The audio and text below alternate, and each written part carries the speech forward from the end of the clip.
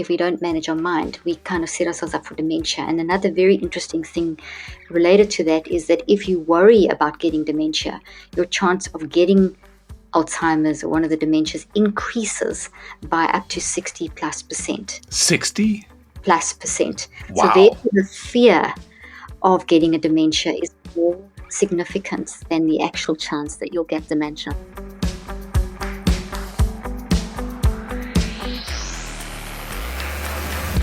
Hey everyone, your brain is working 24/7. It never takes a break. So why not make your brain work for you? According to Dr. Caroline Leaf, all it takes is a few daily mind management practices. Once you get the hang of them, you only need 10 seconds per day to manage your thoughts, process your trauma, and ultimately prevent cognitive diseases like dementia. Dr. Caroline Leaf is a communication pathologist and cognitive neuroscientist who has researched the mind-brain connection since the 1980s. In fact, she was one of the first in her field to study how the brain can change with directed mind input. She's a stellar neuroscientist, and it's an honor to have her back on the show as she is a dear friend of Colleen and I.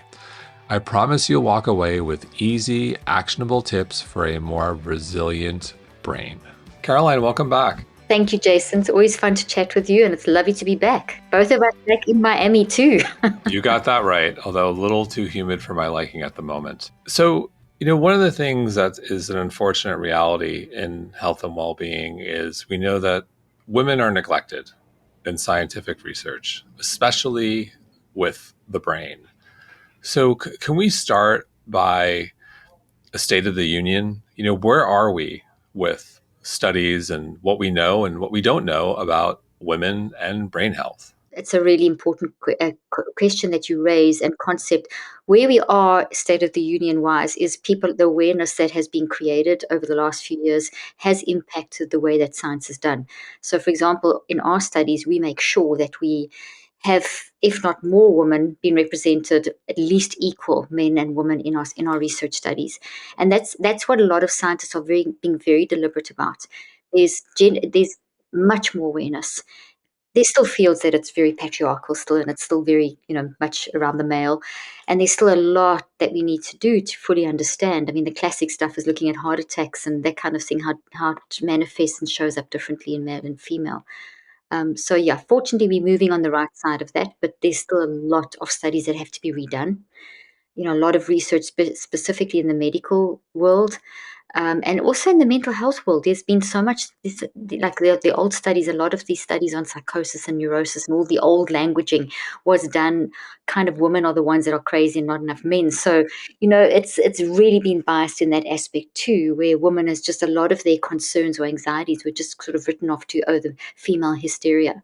And, that's really got to change. And there's a big awareness. There's definitely a big awareness. But we have to redo studies. So in terms of your studies, are there any past or ongoing that stand out for you that you found to be particularly interesting?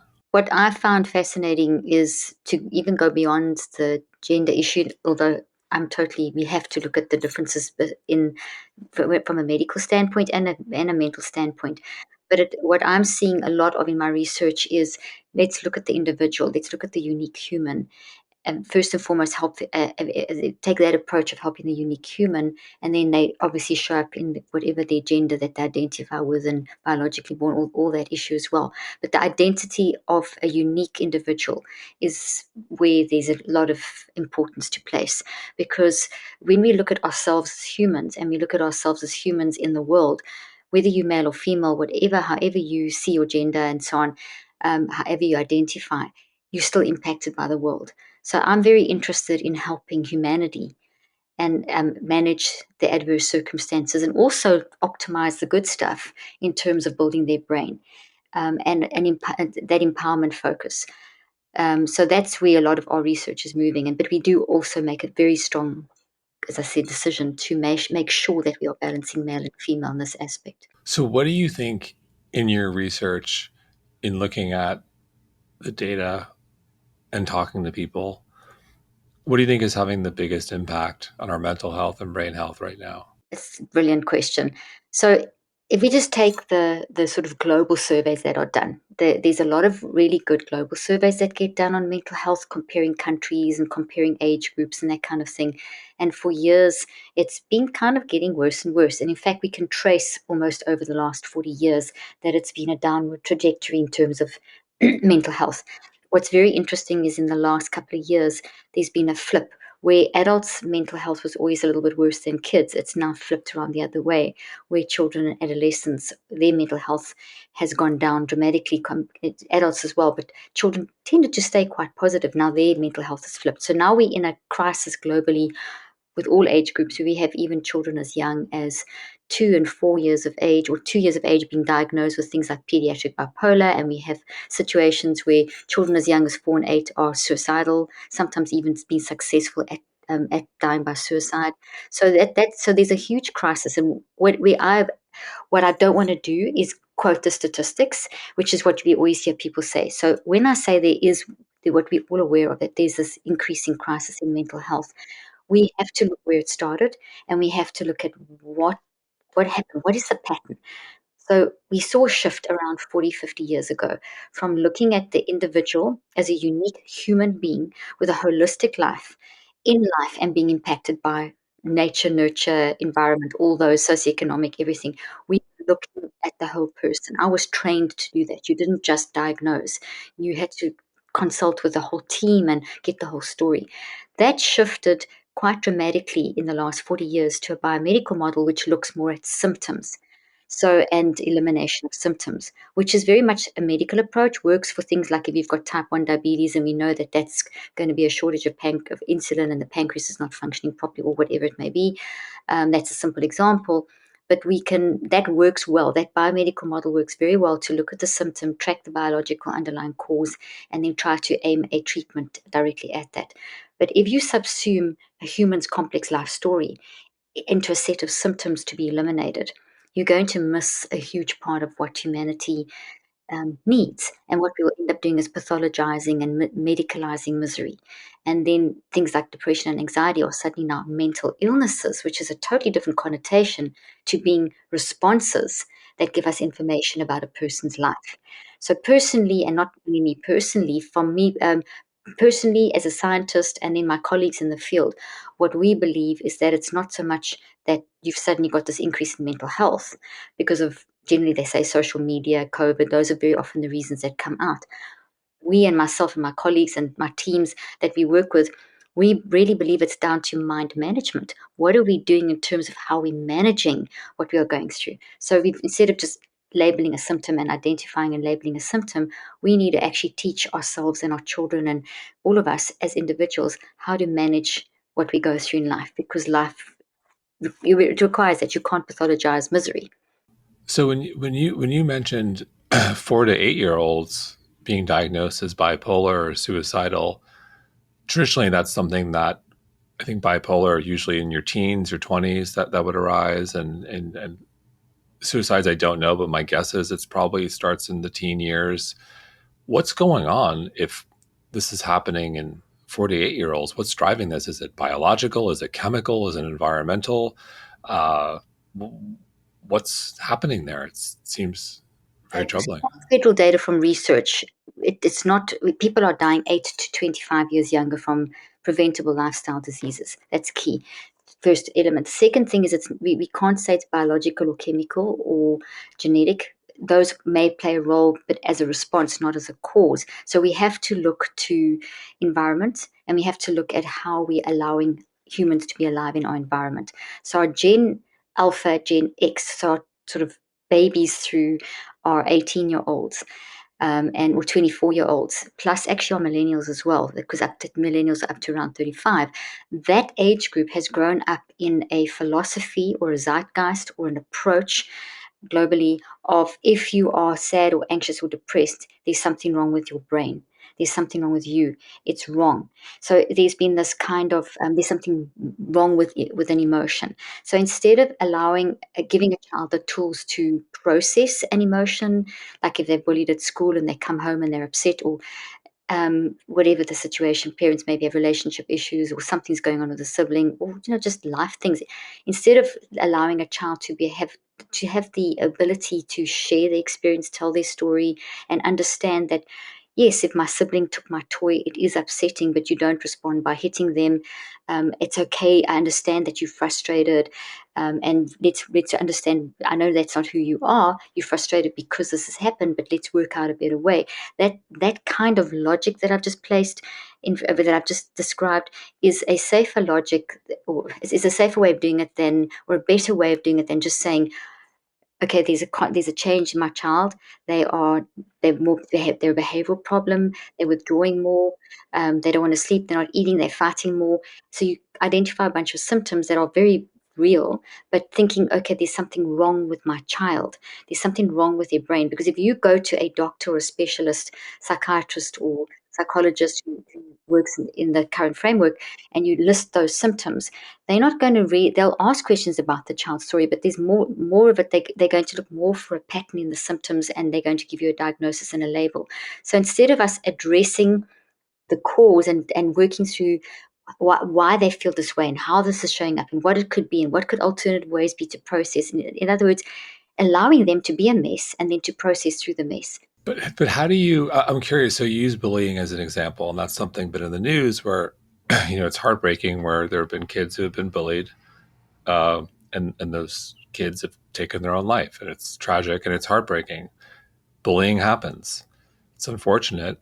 What what's the right way and wrong way to deal with an everyday issue? So, and that's the key thing. How do you deal with an everyday issue? So we've got everyday issues like bullying. If a child's consistently being bullied at school, that is going to be frightening. They're going to feel anxiety. They're going to feel fear. They're going to feel potentially even depression, withdrawal. You're going to get a lot of different emotions and behaviors and bodily things going on, like maybe gut ache or migraines. I don't want to go to school. Lots of little sicknesses, because when our brain and body are used by the mind, and there's this constant bullying, this toxic experience being processed by the mind into the brain and the body start wearing out. So illnesses will start manifesting. So when your child starts showing up with a set of signals, then the key thing is to look at those signals and say that this is not something wrong with the child. This is a set of information that I can now use to try and decipher what the cause is. Because that child not necessarily going to come home and tell you I'm being bullied, because they threatened by the bully not to tell anyone. Otherwise the bullying will get worse. So there's very often a build-up of toxic energy of this experience of bullying inside the brain, and they don't know what to do with it. So that energy is never lost, it's transferred. So it comes out in signals. And what we need to do as adults is try, if we see a change in pattern in ourselves or our children. I mean, this applies to adults and children. You can be bullied in the workplace. You can be bullied in a marriage. It's to recognize those signals and to talk them through, process them through, not just label them. So we've all experienced trauma, little t, big T, and much of it stems from our childhood.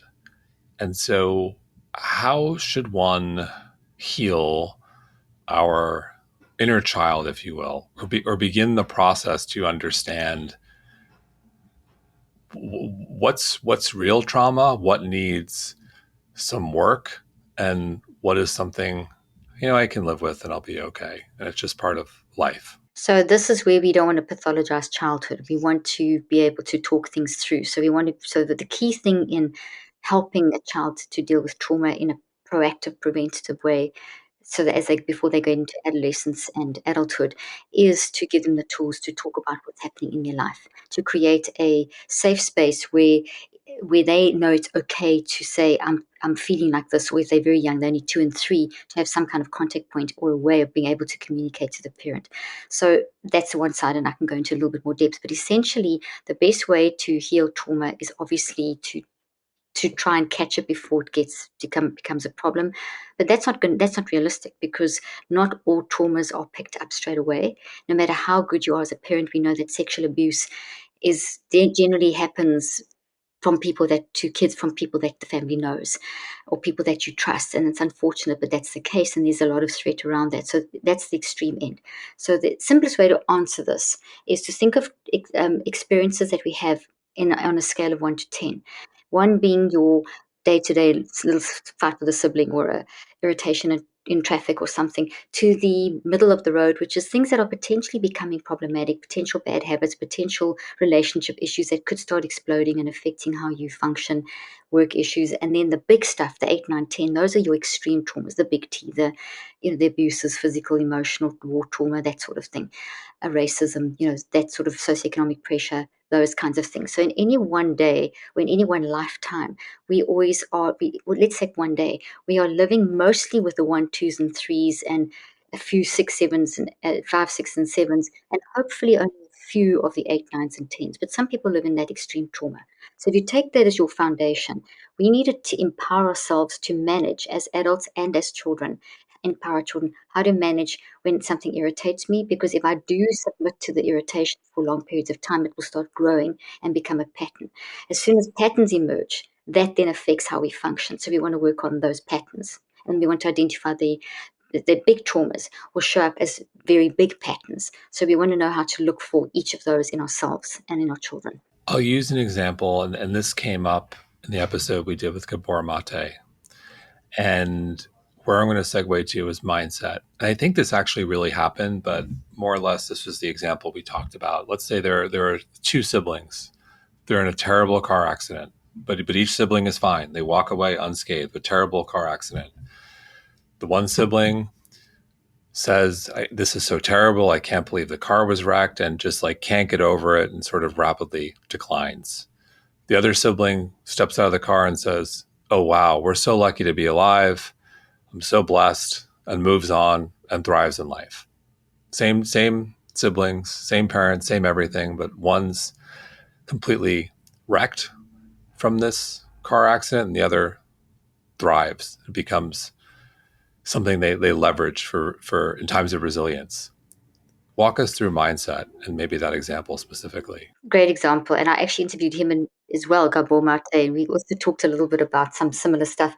Okay, so we have to look at the unique individual. So the way a person responds is going to be unique to their personality. And I hate the word personality. The unique way that they think, feel, and choose is more accurate. So I call that the I factor, or the true you. So, or the perfect you, however you want to say it. I like the word I factor because I think it's more valid.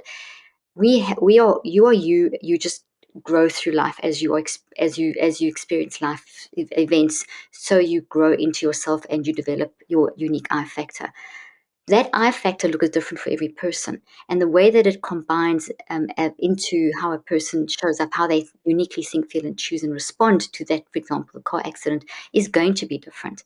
So the one that seems to be okay, there could be things there that the way that person, that particular child copes is by a bit of suppression, a bit of, well, this is this is such a big thing that my way of coping is to actually push it down for a while and I'll deal with it later, or not even deal with it at all. So that may be their coping mechanism. That's what I was trying to get the word out, coping mechanism. The other one, they're just the mix of who they are genetically, the nature, nurture, I factor combination.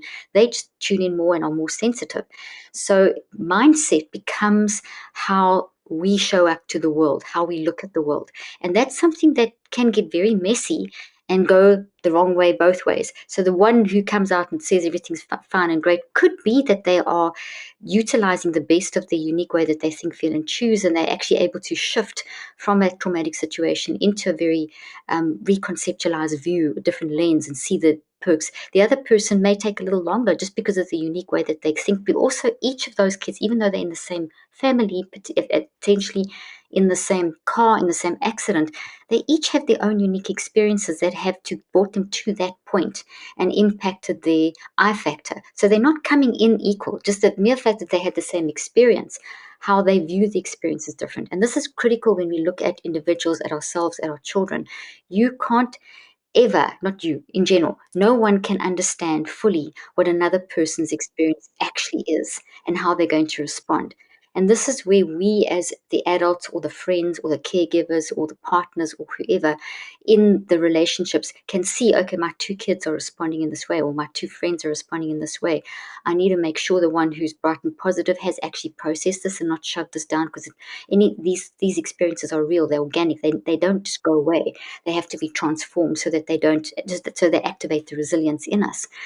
And the other one, you don't want them to get so stuck that they go around, like they get into this negative loop and go round and round in circles and don't get through it. So it's for the caregivers, etc., in their life to say, all right, let's talk about how we've processed this. Let's talk about all the signals and go through a very specific psychoneurobiological pathway in order to make sure that what is wired into the mind-brain-body connection in that moment doesn't become something that carries over into the future.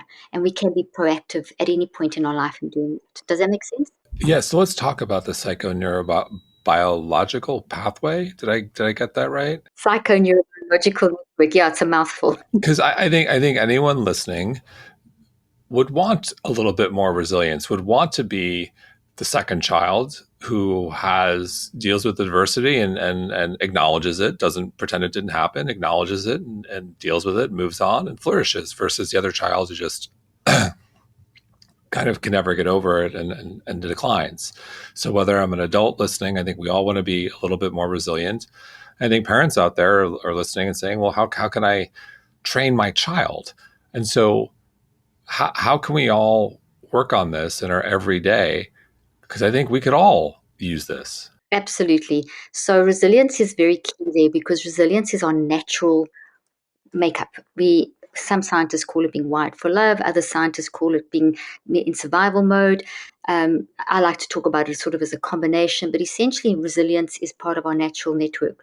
Everything in our mind, brain, and body, which is our psycho neurobiological network, is all geared for survival. So everything is like on our side, put it that way. So resilience is part of that key.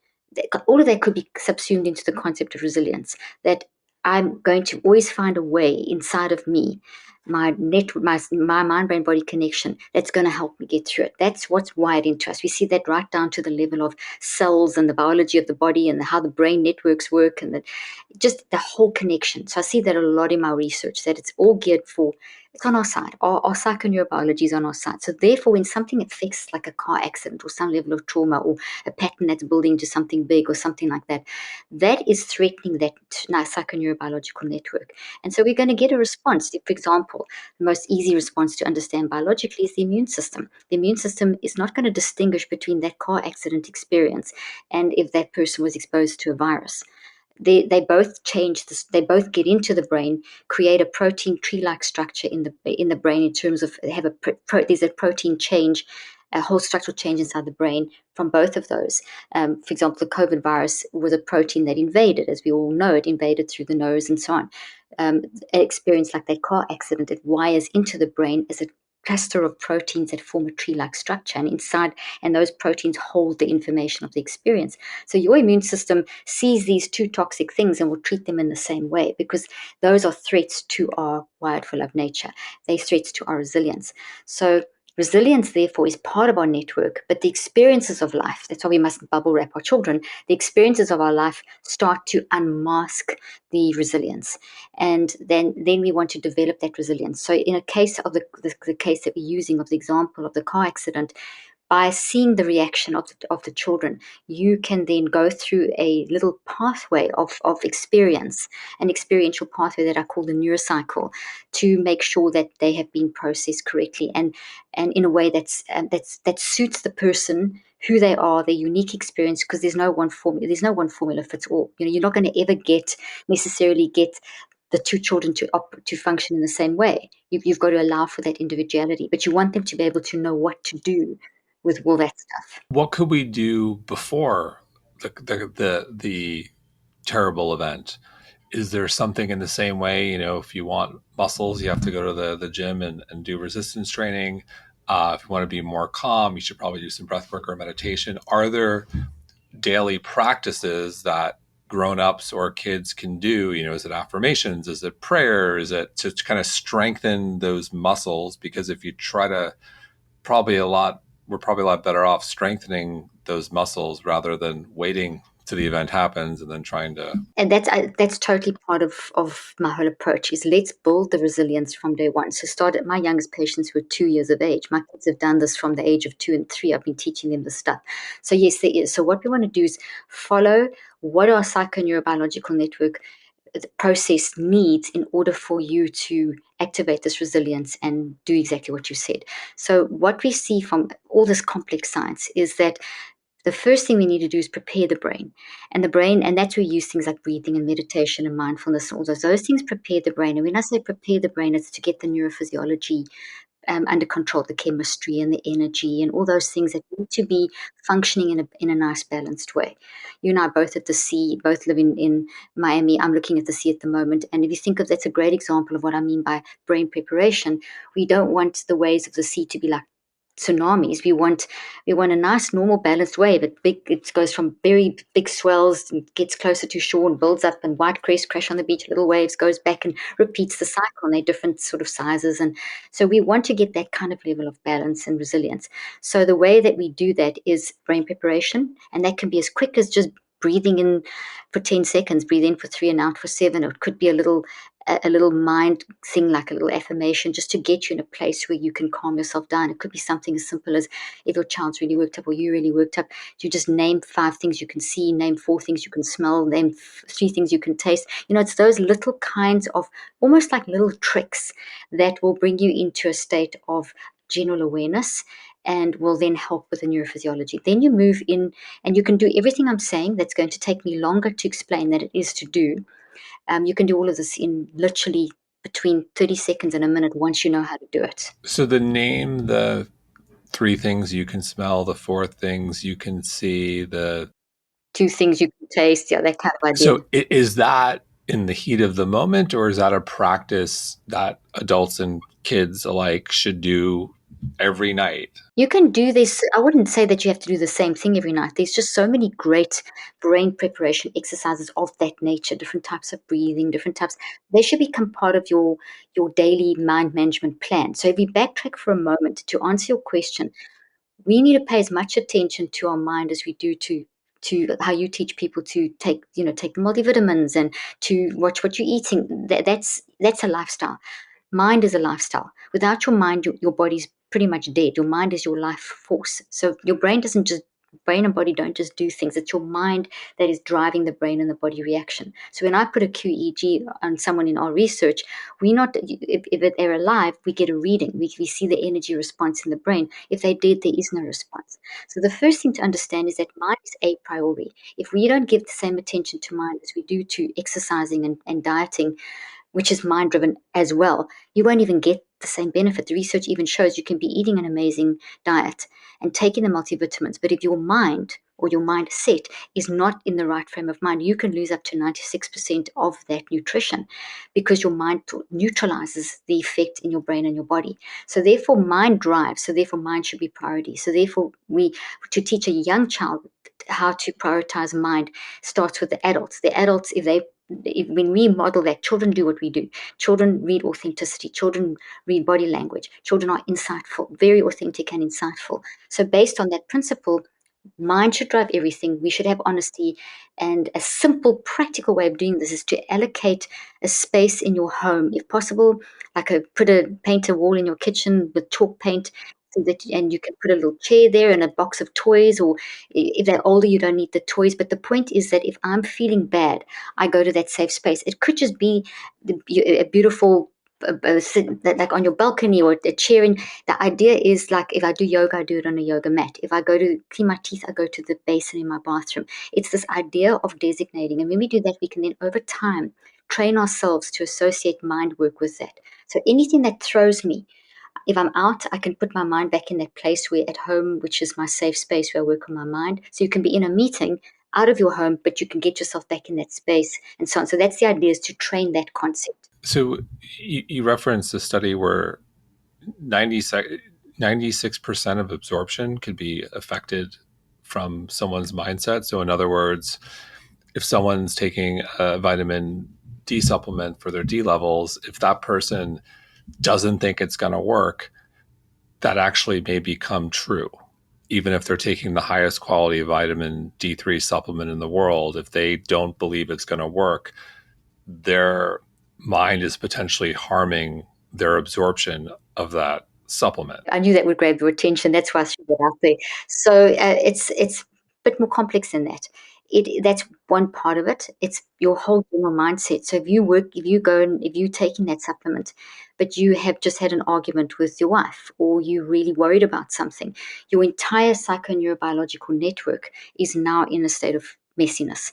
And because it's in that state of messiness, it becomes much harder for your body to absorb nutrients. So over time, if that's a constant state of unease that you live in, you are not getting the full benefit from that workout. So, for example, if I go do a workout, I am going to make sure that my mindset is in a good place. If I've just had a disruption, I'm upset about something, I'm worried about something, I will resolve that to a point as much as I can and get to a point of acceptance, even if I haven't fixed the issue before I go and work out, because otherwise my body will not respond in the same way. So don't take supplements if you're fighting with your spouse. No, not at all. I mean, I take your multivitamins, they're amazing, and I don't take that's taken at the most peaceful time in the day because I know how to get the most benefit out of it.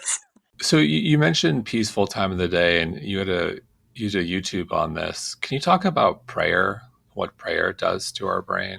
Well, there's so many different forms of prayer, and I think it's that ability just to it kind of falls. I would put it under the brain preparation, which is prior to the neurocycle 5 steps. It falls into that whole category of preparing on neurophysiology. So I call it brain preparation, but it's working on the whole psychoneurobiological network to get it in alignment, to get it calm, to get the waves flowing, etc., etc. So prayer depending on what your belief is. If whatever you are believing you are praying to, maybe that's God, maybe that's something else, maybe it's the universe, just the mere fact that you recognize there's something beyond yourself and that this is an activity that we are acknowledging life that as a force and whatever you believe in, it helps to create those very balanced energy waves in the brain.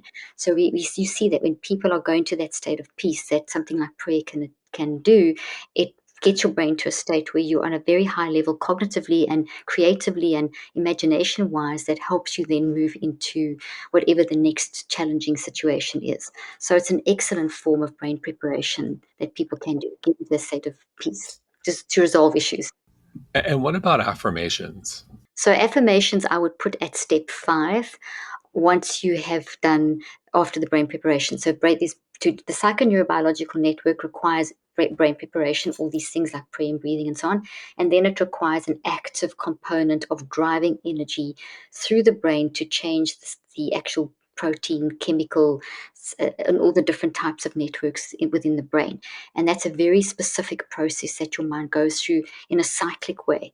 And the last step is where I would put things like affirmations in. So it's kind of like flying a plane, Jason. So if you think of it, when someone flies a plane, the engineer's going to check the pilot, the co-pilot. They don't just take off. There's a whole procedure of preparation required. So you can make that equivalent of the brain preparation, all the preparation that goes, and then the pilot and the co-pilot take off. And then they fly the plane and then they land the plane. Affirmations fit in the landing of the plane part. If you put an affirmation in the midst of the flying, it won't have the same impact. If you put it at the taking off, it doesn't have the same impact.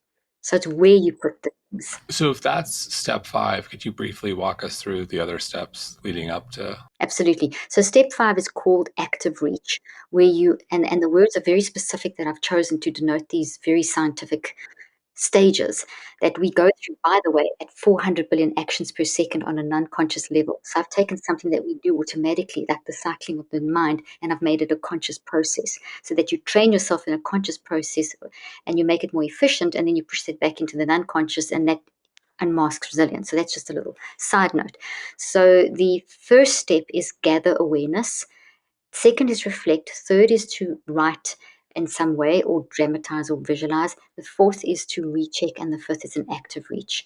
So those are the equivalent to the brain preparations, the prayer and the breathing and the meditation and the mindfulness. All I give lots of examples in my book, and there's a lot of great stuff out there that you can build in.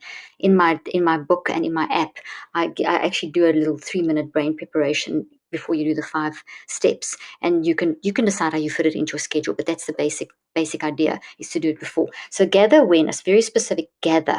Gather means I'm in control. When you do brain preparation, you're going to stimulate awareness. You're going to set yourself into a state where you're actually now observing yourself, which is really good because now your frontal lobe is becoming very active, and it's enabling you to observe your signals. Where is it sore in my body? Where am I? Why am I feeling this frustration? What is the source? You start getting observant of yourself. I call that the multiple perspective advantage. So that's done. Now gather awareness. I'm taking off. So I'm taking off in a very specific way. So now I'm aware, but now I'm going to gather my awareness around specific focused things. And these are the signals that I am showing up as a human. So how am I feeling? What are my emotions? You know, um, Literally label them. You go through this very sequentially because the brain mind body network loves order and sequence, and that's driving energy and that's driving neuroplasticity, and all these great things are happening and activating networks like they should, etc. So you gather awareness of the first signal. How am I feeling? I'm feeling frustrated and upset. I'm just giving whatever example. Second thing, where am I feeling this in my body? My entire body is tense, my shoulders are raised, whatever. What is this? How's this showing up in my behaviors now in the moment? Speaking in maybe a clipped tone, or maybe being short with someone on text, whatever. So behaviors are what you say, what you do, how you say it, how you do it. Maybe it's just you're having a conversation with someone, but you're not looking them in the eye, whatever. So you observe that, and then you observe your perspective, your attitude, your focus, the lens. How am I looking at life in the moment? So it could be that totally irritated with life or with this person or something like that. So it's a very quick gathering of how I'm showing up in this moment. By delineating it in such a specific way, you're activating all this network response inside the mind brain body.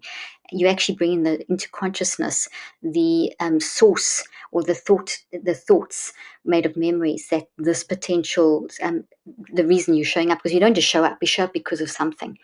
Okay, so then it brings that into the conscious mind. Now you reflect. And reflect is going a little deeper. Like if you shine a light through a prism, a white light, it comes out as a rainbow on the other side. So we're now kind of shining a light on by gathering awareness. Now we're going to say, why? Why am I feeling these emotions? What are the emotions? Why is it showing up? Is this a pattern in my body? You start asking some whys. When's this happening? What's and not too much, don't go too long, just a few whys. Then you start catching that, you download that. So at this point, you've created a wave that's built in energy by the first two steps. That's created a very vulnerable and malleable state in your neuroplasticity of your brain. So now what you want to do is, what do I want to stay how I was, or do I want to change? Because I've now created a state where I can actually drive change. So the third step is where the wave starts collapsing, which in brain terms means there's going to be some genetic action happening, which means things are going to start being made and captured and becoming very physical inside your brain and your body. And so you want to influence that, because when your brain's in that state, it starts connecting you have a lot of insight, you start connecting with the depths of who you are, you start pulling out things that you maybe even didn't think you were aware of or focused on. And so that stage is very much a mind dump, where you just literally pour things down on paper in preferably the more messy, all over the place, color, pictures, whatever comes to mind. Now, if a child's not literate yet, they can do drawings or squiggles, they can dramatize. We even have a little brainy toy that we created, because in my book, Cleaning for Children, all of this that I'm telling you about now is very simplistically put in the book. And there's a character called Brainy that adults love too, and our dogs love this. They always want to chew it. And Brainy is walking this mental health journey with you and has a superpower called the neurocycle. And what I'm describing with brain preparation, gather awareness, reflect, write these steps is the neurocycle. So you can teach this to kids as young as 2. Anyway, so then you write this down. When you write it down, you are putting your brain on paper. You're pulling up stuff, you're pulling up thoughts, you're starting to dig down to the roots of that thought. Think of a tree structure with roots, and that's the source and the origin. Then the next step is to recheck, like regroup, refocus, reconceptualize. Okay, this has happened. What can I do about it? This accident has happened. It was very traumatic. It was very scary. How am I going to move forward? So the case in point, the example of the one child who said, okay, this has happened. I can deal with it. I'm alive. That's my reconceptualization. I survived. The other one is looking at, oh my God, we could have this, we could have that, this could have happened, this, and this is so terrible. Look at this. It shouldn't have happened, and can't deal with the unfairness. So the one who managed to move forward quite quickly, their reconceptualization, if they haven't suppressed, because we can often do that. If in trauma, people can suppress and seem to be okay, but then when they don't deal with it, at some point it will explode somewhere. So the other child who's maybe now a bit more negative, that's when it's great to be able to say, okay, well, this has happened. You do feel like this. It's validate because you've just gathered awareness and all that stuff. And then maybe in the process of writing down, something came up that potentially showed that there's a pattern of responding in this way. So maybe now we should recheck that life does have bad things. So we need to build resilience here around whatever. So you learn something from it. So the recheck is that this has happened. What can I do about it? And someone like the child who's more sensitive or reacted in that way is going to maybe need a bit more guidance around ideas. And this is where, therapy or counseling or coaching or just parent, you don't even always need a therapist, just good old fashioned wisdom from peers and from parents can really help to help a child to shape these situations. And then then you close off the cycle because the brain works in cycles. You never want to leave a cycle open ended. So we've gathered, we've reflected, we've written, and we've rechecked. So now we need to close the cycle. If you leave it open ended, you leave an energy gap in the brain network, the mind brain body network, that potentially can take you backwards. It can kind of suck all the air out of the work you've done, for want of an analogy. So you want to close the cycle. I've learned this. I still feel scared about this trauma of this accident. I still feel like this should not have happened. It's so unfair in life. But I see that, maybe I can start looking at this differently. That would be an example of an active reach for that person. And then they could pick that up the next day and think, okay, I need to now work through this again. Why am I having such negative reactions to the issues in life? And so you would continue to do the work. So that particular child who reacted in that way may need, if this is a pattern of not being able to accept things and really getting caught up in the negativity and going down those negative rabbit holes, that's a pattern. That definitely has become either just a habit that something happened at one point and that's what they got into and they practiced it, and it was accelerated by the unique way they think, feel, and choose. And the unique way they think, feel, and choose was potentially very highly sensitive type nature, and that energy has been used incorrectly. So you want to take that great energy of being sensitive and turn that into something that's going to give the person peace. And so the process, that's not going to happen in one neurocycle. That, Jason, you're going to have to then work through at least 63 days, 9 weeks, daily for anything from 5 to 15 minutes.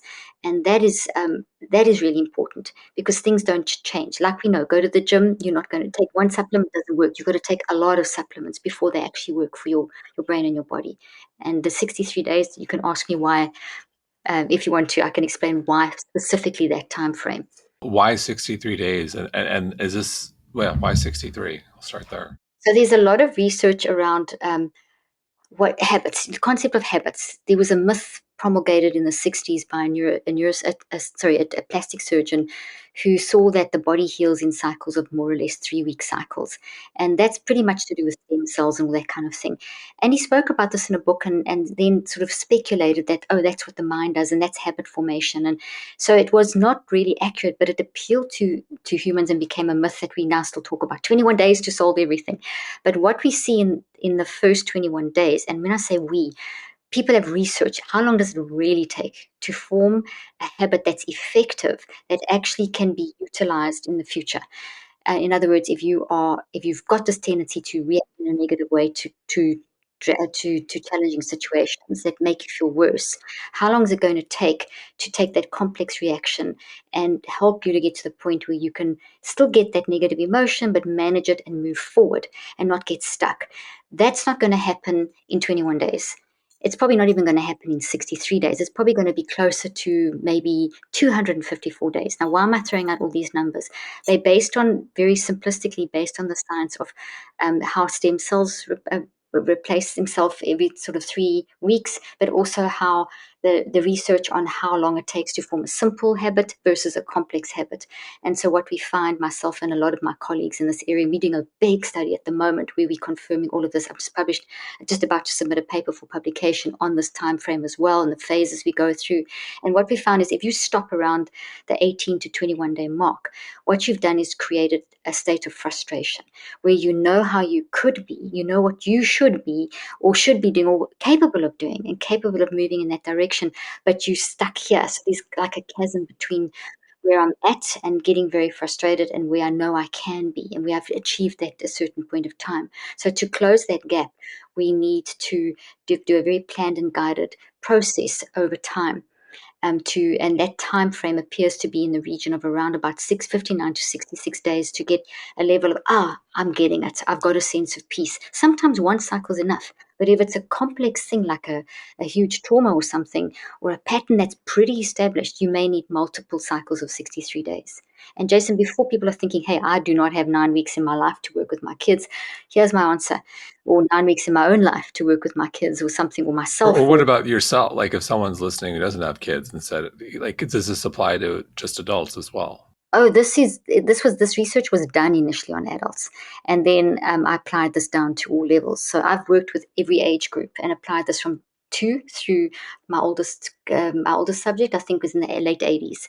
So this is a human thing. This is not specifically the way you use it for kids. Is just you use simpler language and more analogies and so and your time frame's more flexible, and that's because it's age appropriate. But this is a life skill.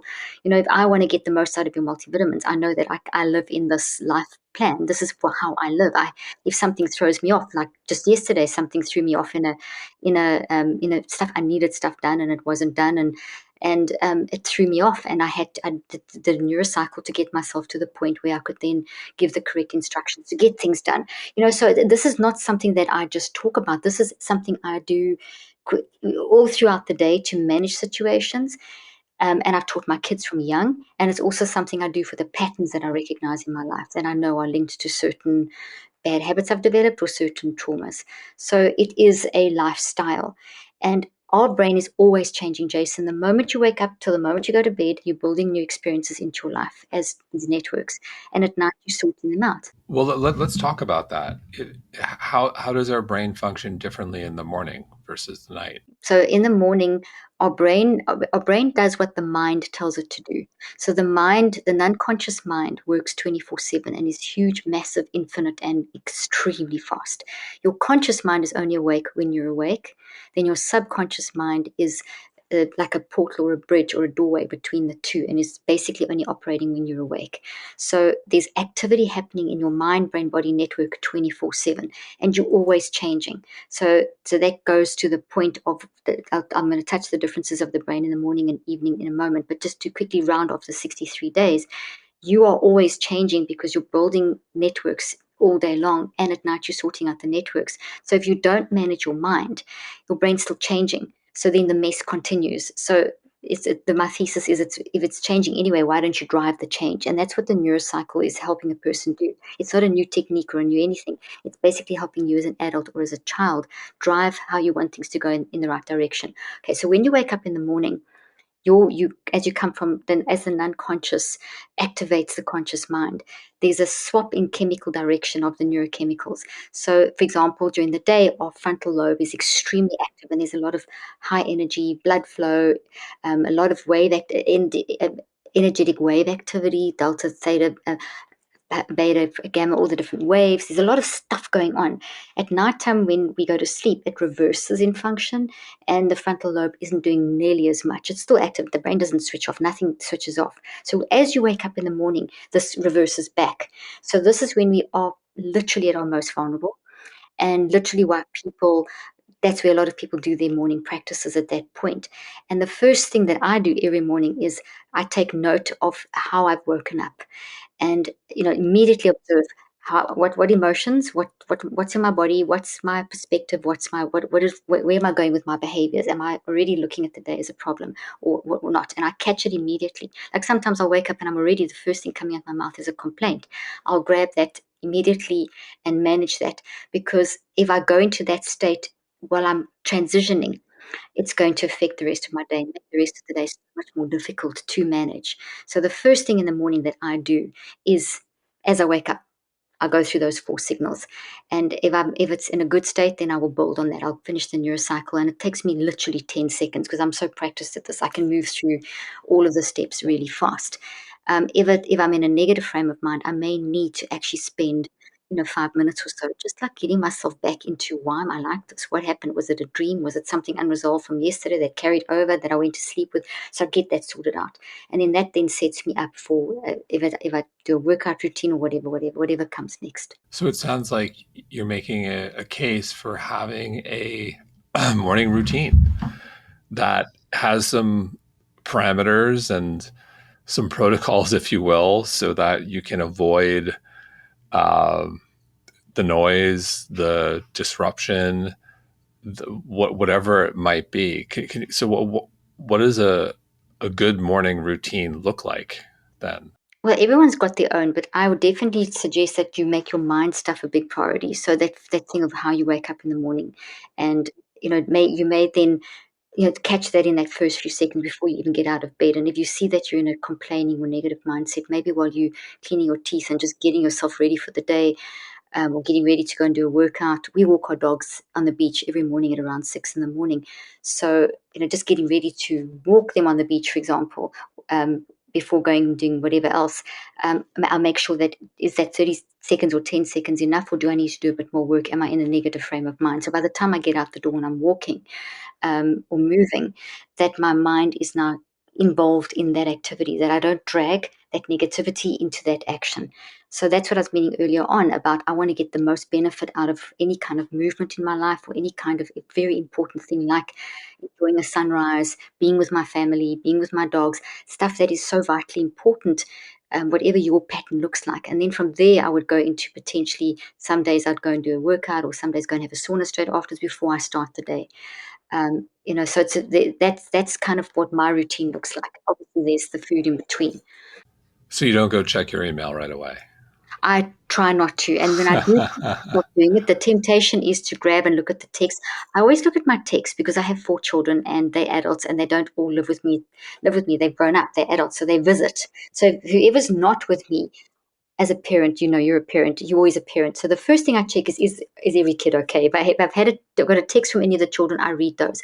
I don't look at my emails until I've actually done this little routine thing. Sometimes I may, before I go, if I'm having my coffee on the balcony or something like that, before I go for the walk, I may scan the emails to see what's important. So you mentioned coffee. I love coffee. Personally, I know this that you love coffee because I think you drank more coffee than me when we met up for lunch. Coffee is good. I just want to establish that. So if coffee is good, I won't even dig any deeper. You've justified my black coffee. What about alcohol? That's a controversial one these Yeah, that days. really is a controversial one. And there's just so much, the research changes so much. And I haven't personally done research in that area, but it definitely changes the brain. There's enough research out there showing that it changes the brain. And, if there are also some genetic things with alcohol. So there's some people that can handle it better than others. But in the long run, it seems like moderation is really important. I've chosen not to drink alcohol simply because my husband, I don't know if I think we told you this when you met with you, used to be an alcoholic, or he had battled with alcoholism in the first few years of our marriage and stopped completely. So in support of that, I don't drink. My father battled with drinking. So I have a bit of a hatred towards alcohol, but I would never be anti someone drink because I think the whole concept of alcohol is wine bottles and the whole concept of making alcohol such a beautiful art. So I really respect that. And I think it's great if it works for you to drink in moderation, but really find your balance and understand your bio individuality when it comes to alcohol. I mean, one of my daughters is a sommelier and part time, well, it's for fun, and the other one is a mixologist for fun. So there's that side that's beautiful. The creative side of alcohol, I think, is beautiful. So cognitive decline is a real concern for many people of all ages. I know people in their 20s who are concerned about cognitive decline. So how can we make sure we stay sharp, that our memory is good, our recall is good as we age? How can we do that? Such a great question. There's two parts to that. The one is detoxing the brain, and the other one is building the brain. And detoxing the brain incorporates a huge amount of what you teach people. That's really important to detox the brain, and body plays a huge role.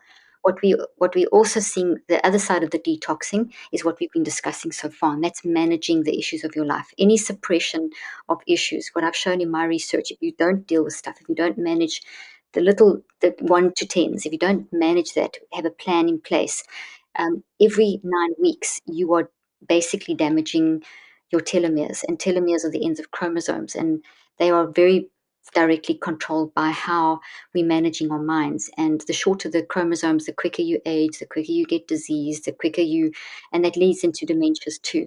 What we also see, there's some very interesting very interesting research that hasn't really hit the general market yet, because I think it's the general public yet, because it's so advanced, is for years we've been looking at dementias. Not we, it's not, that's not research I've done. I've done a little bit, I've done other research.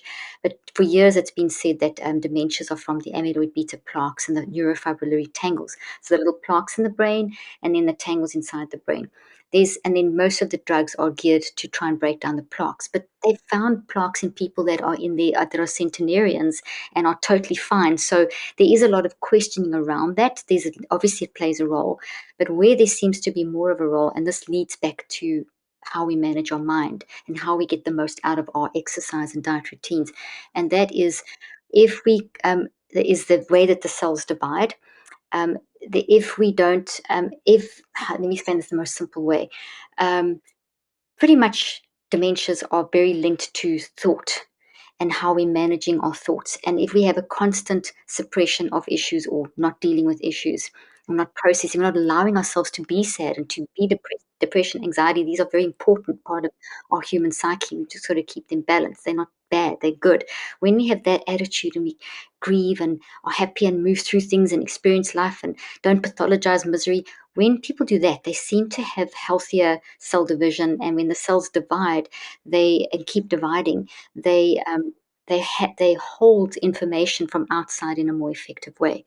So the information from outside are our experiences. The holding is in the form of vibrations inside the proteins of the cells.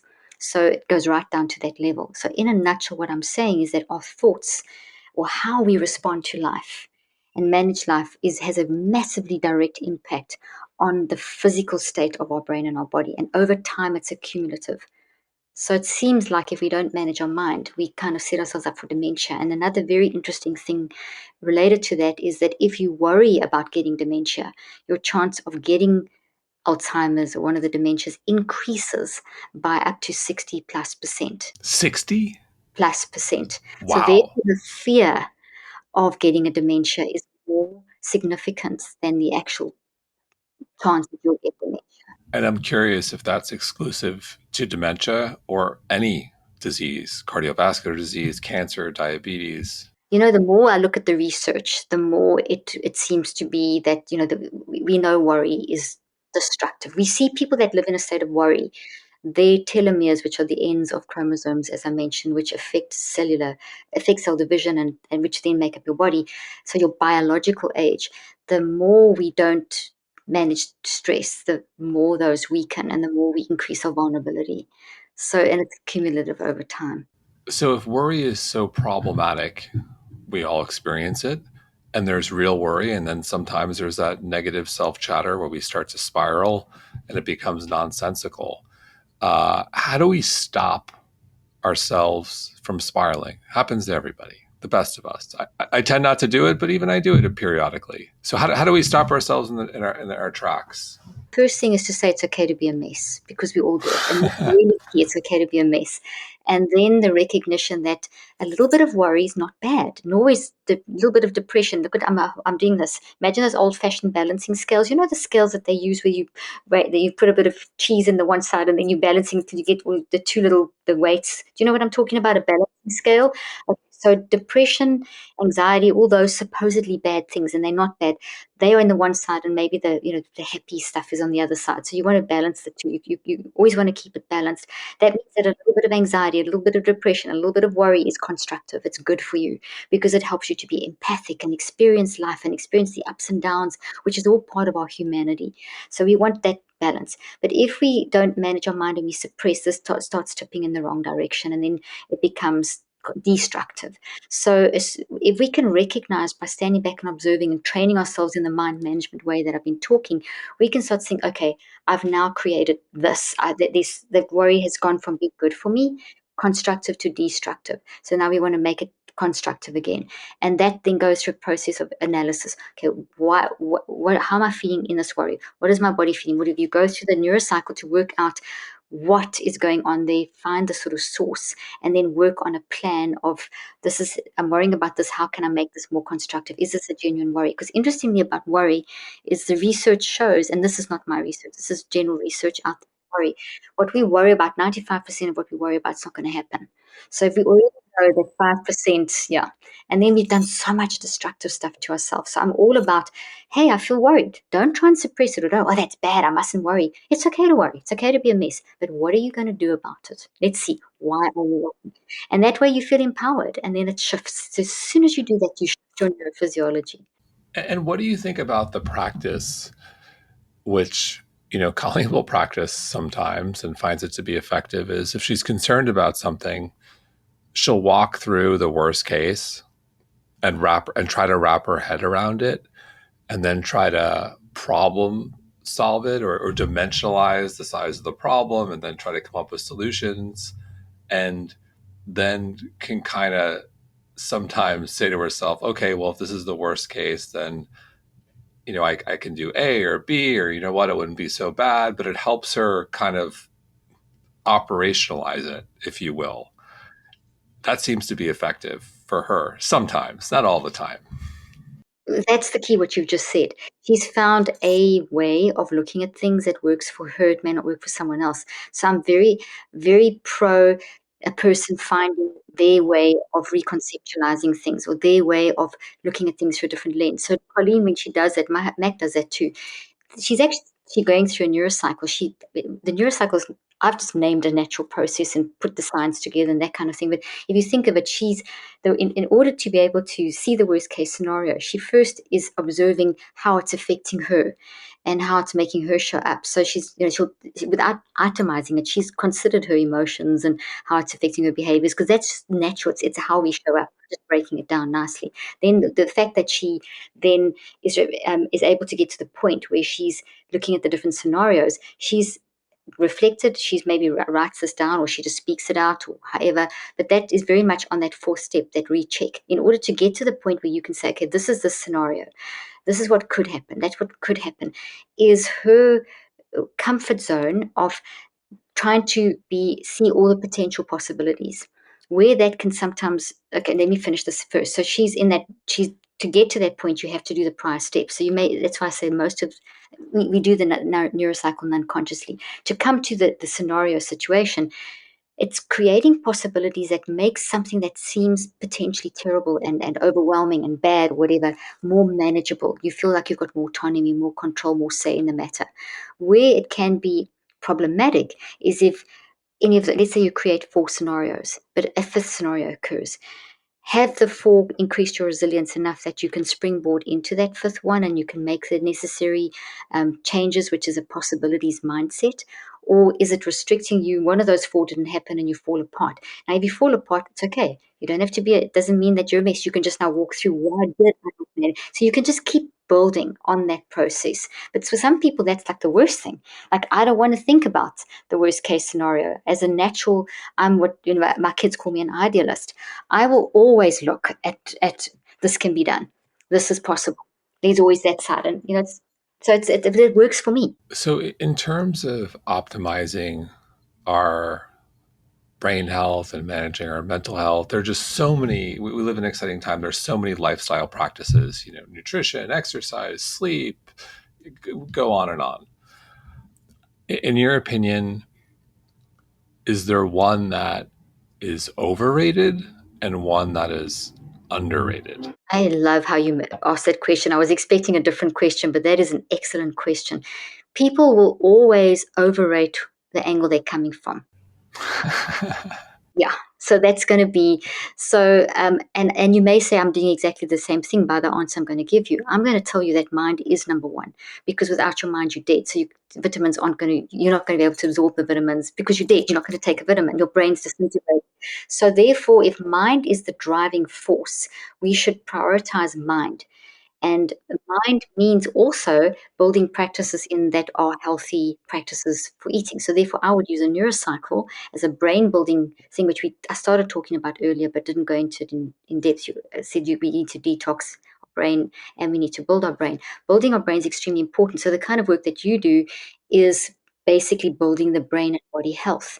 And but you have to be in a state of mind to follow the principles that you teach. So my mind is involved so I'm applying mind to the principles of physical health in terms of eating, exercise, supplementation, etc. You see what I'm saying? So mind would be a priority because But if your mind is the focus, like if you want a healthy mind, if you want a healthy brain, do we think nutrition is maybe overrated and sleep is underrated, or vice versa, or maybe there's something else, a more specific example you believe in? I think that there's a danger in the wellness industry currently, and you and I've discussed this. You, Colleen, and I discussed it. You bring this up in your book that there's an overemphasis on sort of the quick fix in the wellness industry. The wellness industry's become very confusing. So I think that's become a bit of a problem, the wellness industry. The balance has gone a little off. I mean, it's very overwhelming for the average person. What supplements should I take?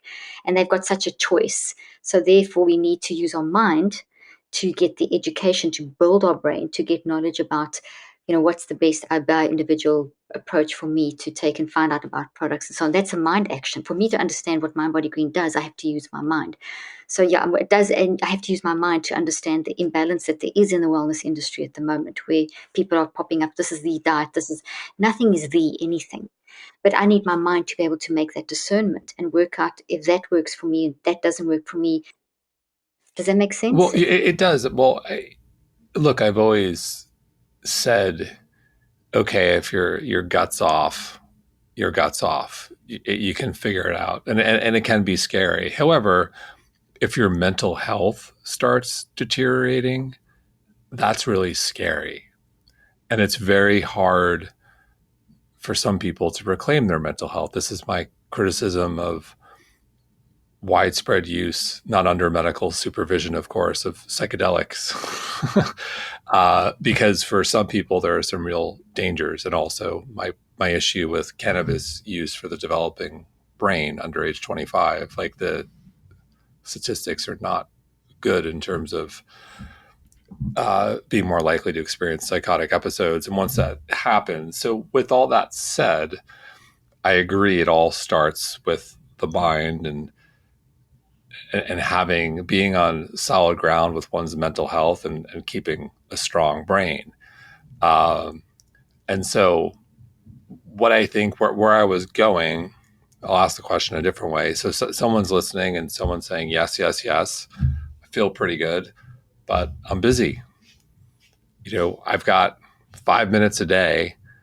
What's something I can do as I'm listening to this podcast and I'm maybe going for a jog or commuting in my car?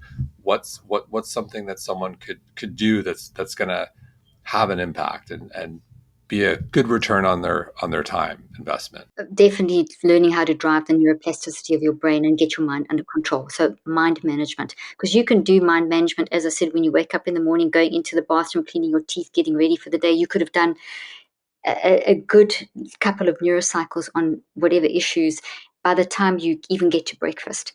And then if you apply that then throughout the course of the day, because it's not something you have to go and get. It's something that you can look at someone, I can look at you and literally process your question through a neurocycle. You didn't even know I did it, but it lets me focus through to try and get the answer that you're wanting, or what you're trying to make sure that I understand you. So in other words, that would be something that I don't need to go buy something. I don't need to buy a supplement. I can just work with myself and learn how to work with myself. You're with yourself 24/7. You're not with a therapist, or, if your stuff runs out or supplements or whatever, you may not have those with you, and you can't keep you take a supplement once a day or whatever, but your mind never stops and your mind needs management all the time.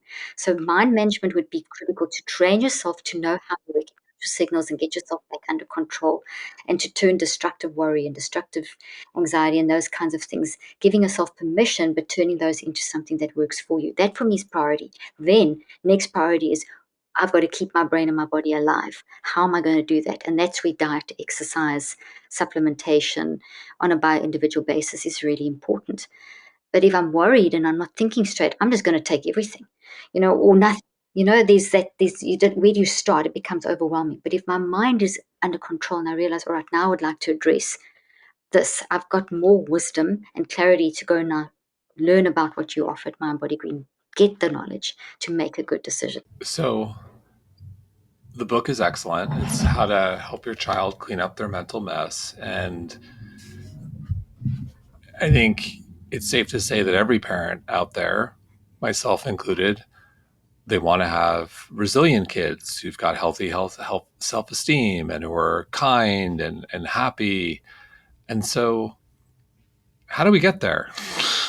And the book, you break it down, I think, ages three through five, and then 6 through 10. So, like, can you briefly walk us through? I think every parent of kids in that age range, that's what they want. The thing is it's the concept is the neurocycle and then taken down to a level of the child. So, for example, if you have a 2-year-old, they're verbal, but they're not very verbal. They don't have the language to explain if they're being bullied at daycare or something like that. So what you want is a point of contact. So what I've done in the book, which is what I did with my patients in therapy and that I've done for years in helping people in conferences and things like that, is take all these practical tools and make it simple. So I created this character called Brainy, and in the book, explain to the parents what a thought is, and then give you, there's like a little gray block in the book where I tell you this is how you can explain this to your child. So I take you through all the elements of helping your child to understand that if I have a bad experience, it's that tree growing in my brain, and there's a pretty tree, so that's the happy experience when you went to that birthday party, and there's the ugly tree, which is the unhappy tree, which is the experience that was not nice, the person bullying you or your sibling fighting with you. Children love this, and I'm talking on a very simple level. Kids love the brain, they love the idea of analogy. You can walk in the garden with them and you can show them that look at the trees. That's what life is like. So that happy tree is, that birthday party experience. That tree that doesn't look so nice, it looks a little old or sick or like it's dying. That could be the unhappy experience of when your sibling took your toy or something like that. And so that working very much with an analogy base with children works really well. Things to help them to unpack those signals, the emotions, behaviors, bodily sensations, and perspectives. I recommend things like make it an activity. It's still summer. You've got a few weeks of summer. Get all the magazines that you can get your hands on. I've even got a coloring book, and you can color this in, and the kids can cut it out. Color with Brainy and Friends. So it's a whole with all these different scenarios, and there's Brainy and Brainy, the Brainy toy and coloring book can become a point of contact, but the Brainy is very deliberate. You're helping your child change your brain. So you're giving this child the message, hey, my brain doesn't control me. I control my brain. That looks cool. Where can people pick up the coloring book? The coloring book and toy are available on our website, drleaf.com, and then the book is available wherever books are sold. And there's a whole bunch of stuff that they can find out about that there. So it's practical things like that. But if you get pictures, Jason, and you cut like any emotional scenario and put that in a box, all nice covered, and choose a nice box or buy a pretty box, but have a set of pictures for emotions, for behaviors, and so on, and have those in an area of your house, in a little cute toy box or something. So when your 2-year-old comes home and they're trying to explain to you that they're sad, they can go sit in that designated spot, as I spoke about earlier on, maybe pick up Brainy out of the toy box, and they can start making Brainy cry. And kids will do that. They'll make their toys cry, and they'll make their toys do things. Very often that's because of what they've experienced. They transfer to the toy, and that's telling you something. What about the classic explosion where a child doesn't get something they want, or they forget something, or whatever it is that sets the child off? How should a parent react in that situation? Obviously, if they're in a shop and they're throwing things out the cart because they want it or something, there's obviously, obviously we have to control that situation. But the best way might be just to pick up the child and take them out the shop as possible. But then I would definitely, as soon as I can, get back home and start teaching them that you were very sad. I would even take, if it's a very young child, I would say Brainy was throwing his toys out was throwing whatever the child did, I would make Brainy do it, and just say that that made impact on you as a parent. That made me sad. I can see that that's not who Brainy is. I know that Brainy isn't like that, but Brainy was really mad, and Brainy did this. And throwing things is not good because they get broken. So you kind of replay the scenario when you're in their safe space, where if they do still scream and stuff, you don't have to deal with shoppers around you and that kind of thing. And you've controlled the immediate sort of danger or impact of maybe hurting themselves or another child. But then you calm them, do a bit of brain prep, do something that's a fun activity that gets them calm, and then go start using the toy So or use a prop. Don't direct it to the child.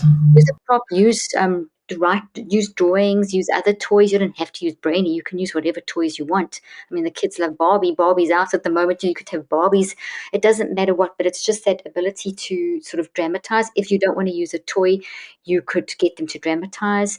What I would do a lot with family therapy I would draw big bubbles on the ground with lines so like a big bubble in the middle, and then big lines coming out with more bubbles, big enough that you could actually stand inside them, and then dramatize and say, and stand in the first, even number it, and stay that we're at the shop in the middle, then walk to the first one.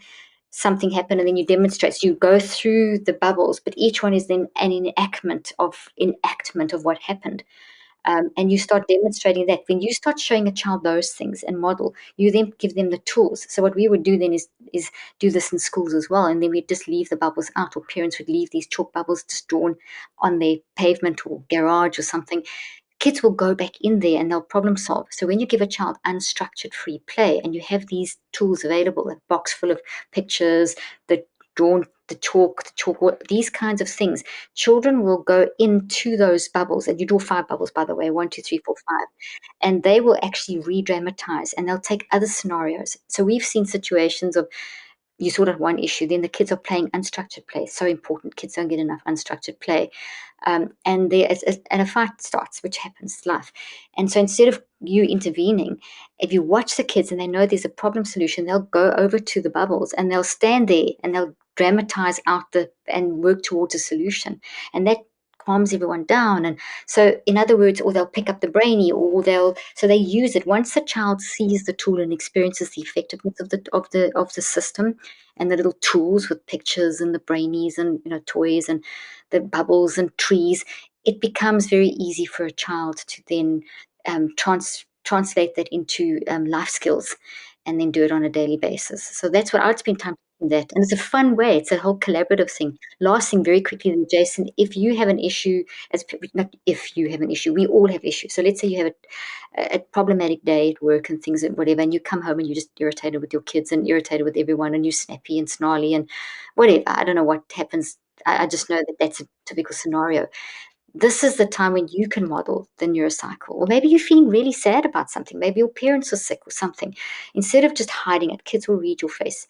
They'll read your body language. Rather go sit in that little special chair, that brain chair, the neurocycle chair, the mind management area, whatever you want to call it, and then go through and say, I feel really cross today. I shouted at you. I didn't mean that. So you run through the scenario. And when you get to the writing, the kids will join you. I've seen this. I've done the family therapy. I've done this for years. Done it in my own family. You sit down and you tell a child, I did this. I felt this. I recognize the impact. This is why I did it. Write it down. This is what I don't want to do this again. As you walk through the 5 steps, you create deep, meaningful connection. You create a tuning in. You create empathy. Those kids will walk over. I mean, Jason, your little girls will come over and give you wisdom that you didn't even know that they had in them. They'll look at you with a little innocent face and they'll say, Daddy, why don't you do this? Or Daddy, you need. That's what they do. If you invite them in to your life in that way, they learn to problem solve with you. And then they see, oh, well, Dad can get sad.